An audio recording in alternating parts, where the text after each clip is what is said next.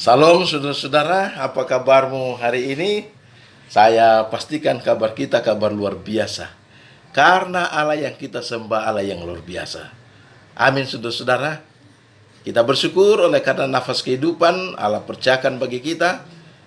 Dan Dia karuniakan udara yang segar kita nikmati setiap hari. Dan kita dalam kondisi yang diberkati.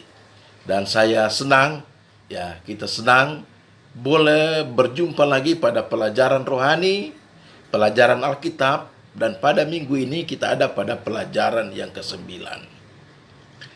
Sebelum kita akan lanjut di dalam mempelajari firman Tuhan, mari kita berdoa. Bapa kami yang bersemayam dalam kerajaan surga, kami membutuhkan kuasa Roh Kudus hadir di hati kami saat ini, menyanggupkan kami untuk mempelajari firman Tuhan. Kami menyerahkan firman ini ke dalam tangan-Mu, jadilah kehendak-Mu. Kami sudah berdoa hanya di dalam nama Yesus Juru Selamat kami. Amin. Saudara-saudara yang diberkati Tuhan, judul pelajaran kita sepanjang minggu ini adalah mengembangkan sikap yang memenangkan. Di dalam 1 Petrus pasal 3 ayat yang ke-15 sebagai ayat tema kita, firman Tuhan.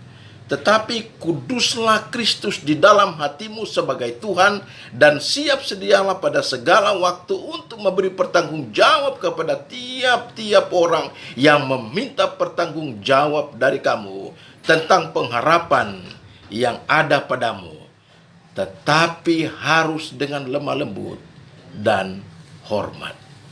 Saudara-saudara yang diberkati Tuhan, ingat bahwa semakin kita mempelajari kehidupan Yesus, semakin kita mengagumi kemampuannya untuk menerima dan menguatkan saudara dan saya. Dan ingat saudara-saudara, kita tidak terlepas dari kesalahan dan dosa. Namun, tidak ada di antara saudara dan saya jatuh begitu rendah sehingga anugerahnya tidak dapat menjangkau saudara dan saya. Dan ingat saudara-saudara, Yesus menunjukkan rasa hormat kepada saudara dan saya. Dan Yesus datang dan memperlakukan saudara dan saya dengan martabat yang layak kita terima, walaupun kita manusia yang penuh dengan keterbatasan. Ayat firman Tuhan, ayat tema kita, ada pernyataan rohani yang sangat luar biasa adalah kuduskanlah Kristus di dalam hatimu sebagai Tuhan. Saudara-saudara yang diberkati Tuhan, Rasul Petrus meminta suatu penghormatan batinnya dan pengabdian kepada Kristus sebagai Tuhan, yang selalu siap sedia untuk berbicara baginya dan menjelaskan Injil kepada orang lain. Demikianlah kita saudara-saudara, kita harus mengenal firman Allah dan kebenarannya untuk bersaksi dengan benar bagi Kristus dan menuntun orang lain kepada keselamatan. Dalam Yesaya pasal 8 ayat 13, Yohanes pasal 4 ayat 4 sampai ayat yang ke-26. Saudara-saudara yang Tuhan Yesus kasihi, di dalam Kisah pasal 8 ayat 4, ayat 5 dan ayat ke-14, kita dapati bahwa hasil akhir dari pelayanan Yesus di Samaria adalah Yesus melihat apa yang tidak dilihat oleh murid-muridnya. Dan Yesus menyadari bahwa Roh Kudus telah menciptakan penerimaan di hati seorang wanita Samaria. Dan saudara-saudara, pertobatan wanita ini sangat mempengaruhi banyak orang. Dan kita tidak perlu pasti dampak dari kata-kata atau tindakan saudara dan saya. Tetapi ketika saudara dan saya, kita menabur benih firman Allah dengan hati yang tulus, maka saudara-saudara, satu ketika saudara-saudara kita yang kita sampaikan kebenaran ini, mereka akan datang membawa tuaian untuk kemuliaan Allah. Ada dua sikap yang membuat orang lain bisa menjauh dari kita atau bisa menerima kita di dalam bersaksi. Sikap yang pertama adalah sikap kita sering menentukan kemampuan kita untuk mempengaruhi orang lain. Sikap yang keras, sikap yang kritis. Saudara-saudari yang diberkati Tuhan, sikap ini sangat tidak bersahabat dan membuat orang menjauh dari kita. Dan walaupun jika saudara dan saya membawakan kabar selamat ini secara jujur, namun kemungkinan kecil kesaksian saudara dan saya akan diterima. Sikap yang kedua adalah sikap positif dan kepercayaan orang lain. Ini akan menciptakan ikatan persahabatan. Dan Yesus menyatakan asas ini dengan indah ketika dia berkata, "Aku tidak menyebut kamu sebagai hamba, tetapi aku menyebut kamu sahabat, karena aku telah memberitahukan kepadamu segala sesuatu yang telah kudengar dari Bapakku." Di dalam Yohanes pasal 15 ayat yang ke-15. Saudara-saudara yang diberkati Tuhan, dalam Matius pasal 15 ayat 21 sampai 28, Markus 14 ayat 6 sampai ayat 9, ini menggambarkan dua wanita dari keadaan yang sangat berbeda. Wanita yang pertama adalah wanita Kanaan. Tertulis dalam Matius pasal 15 ayat 28. Saudara-saudara, apa yang terjadi? Ia datang kepada Yesus dan bermohon untuk menyembuhkan anaknya yang kerasukan setan dan sangat menderita. Namun nampaknya Yesus keras terhadap wanita ini, karena Yesus menolak permintaannya pada awalnya. Tetapi apa yang terjadi, saudara-saudara? Wanita ini tetap bertahan. Dan karena dia bertahan, maka imannya timbul, dan Yesus secara terbuka menyatakan, "Hai ibu, besar iman." Saudara-saudara, sangat luar biasa ya. Ada kegembiraan di hati ibu ini. Ibu ini bersukacita dan hidupnya saat itu berubah. Oleh karena Yesus katakan, "Hai ibu, besarlah imanmu." Yang kedua di dalam Markus pasal 14 ayat yang ke-9. Seorang wanita yang mengurapi kaki Yesus dengan parfum yang mahal. Saudara-saudaraku yang kekasih, wanita ini memiliki reputasi yang buruk. Dia selalu gagal, sering berbuat dosa. Namun pada saat itu dia bertemu dengan seorang yang maha pengampun.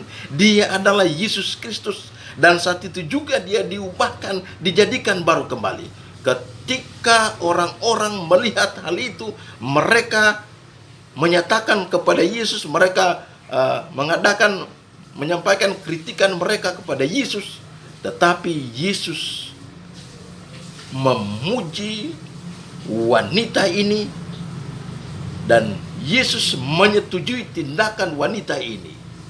Dan dia nyatakan, di mana saja Injil diberitakan di seluruh dunia, apa yang dilakukan wanita ini akan disebut juga untuk mengingat kebaikan dia. Saudara-saudara yang diberkati Tuhan, bagaimana caranya kita membagikan Injil kepada orang lain? Di dalam 1 Petrus 3 ayat 8 sampai ayat yang ke-9, ayat 13 sampai ayat yang ke-15. Cara kita membagikan Injil kepada orang lain adalah, saudara-saudara, kita harus memiliki kasih kita kepada sesama. Yang berikut, saudara-saudara, kita harus tunjukkan kehidupan kita. Tunjukkan dengan kasih. Dan kita harus membuktikan ya, kita menunjukkan pengharapan kita pengharapan keselamatan kita hanya bergantung kepada Yesus dan kebenarannya. Dan kita hidupkan kebenaran itu di dalam kehidupan kita.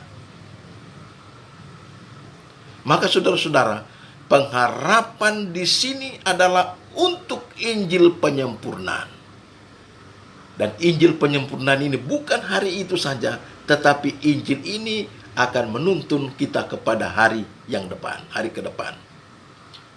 Dan dengan lemah lembut, dengan hormat, kita harus menuntun orang lain untuk memiliki sikap hormat kepada Allah, kepada Yesus Kristus, kepada Injil keselamatan. Karena Injil ini sanggup menyelamatkan setiap orang.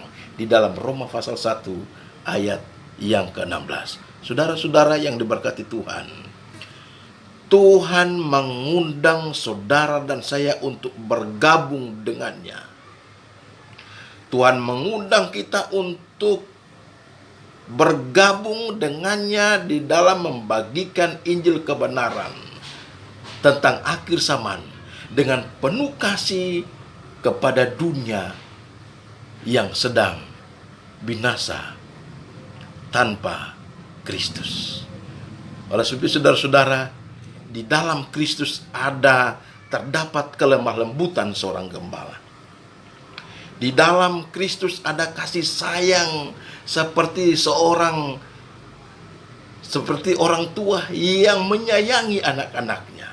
Dan di dalam Kristus ada anugerah yang tiada taranya dari Juru Selamat yang penuh kasih sayang. Ia tidak merasa puas mengumumkan berkat-berkat ini. Ia menawarkannya dengan cara menarik. Supaya saudara-saudara kita membangkitkan kerinduan untuk memilikinya. Dan memiliki kasih Kristus di dalam kehidupan kita. Kasih Kristus yang ajaib, yang akan mencairkan dan menaklukkan hati saudara dan saya. Ingat saudara-saudara, jika kita mau merendahkan diri di hadapan Allah dan menjadi baik hati dan sopan, serta lemah lembut, penuh belas kasihan, akan ada 100 pertobatan kepada kebenaran, di mana sekarang ada satu yang kita lihat. Di dalam Testimonies for the Church, jilid 9, halaman 189. Oh saudara-saudara yang diberkati Tuhan, kita bersyukur oleh karena firman yang kita pelajari pada sepanjang minggu ini. Yang pertama, memotivasi saudara dan saya untuk melayani Tuhan. Yang kedua, mengubah sikap dan perilaku saudara dan saya ketika kita bersaksi. Marilah kita bersaksi. Ada kalimat yang menyenangkan, ada kerendahan hati, ada kesopanan. Kita tunjukkan kepada saudara-saudara kita, maka secara otomatis mereka akan melihat kebaikan Tuhan di dalam kehidupan kita, dan mereka akan menerima Yesus sebagai juru selamat pribadi. Dan kerinduan kita, pernyataan firman Tuhan yang kita pelajari, satu ketika nanti mereka akan membawa tuaian kepada kemuliaan Allah. Tuhan Yesus memberkati kita. Mari kita berdoa. Bapa kami di surga, kami bersyukur atas firman Tuhan yang kami pelajari pada hari ini. Terima kasih firman itu memotivasi kami untuk setia pada Tuhan. Di dalam kami bersaksi padamu, kami penuh kekurangan dan kelemahan.